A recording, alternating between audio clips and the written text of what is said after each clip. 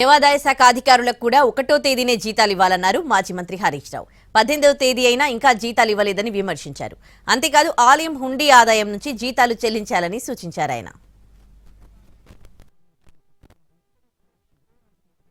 తిరుమల తిరుపతిలో ఎట్లయితే ఈవో జేఈఓకు దేవాలయం నుంచి జీతం ఇస్తున్నామో ఇక్కడ కూడా EO and FA and CAO కూడా మీరు దేవాలయ డబ్బుల నుంచి జీతం ఇస్తే భయము భక్తి ఆ సెంటిమెంట్ ఉంటుంది కనుక బాధ్యతతో పనిచేస్తారనేటువంటిది నా సూచన.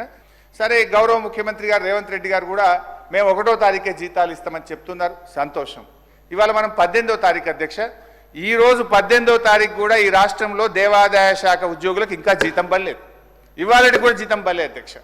సో నేనేమంటే మీరు 1వ తారీఖు జీతం వస్తానంటారు, దేవాదాయ శాఖ ఉద్యోగులకు ఇలా 18వ తారీఖు అయినా జీతం పడని పరిస్థితి ఉన్నది. దయచేసి అందరికి ఇచ్చినట్టు వీళ్ళకు కూడా 1వ తారీఖు జీతం ఇవ్వాలి, దీన్ని పరిశీలించండి అని కోరుతున్నా అధ్యక్ష.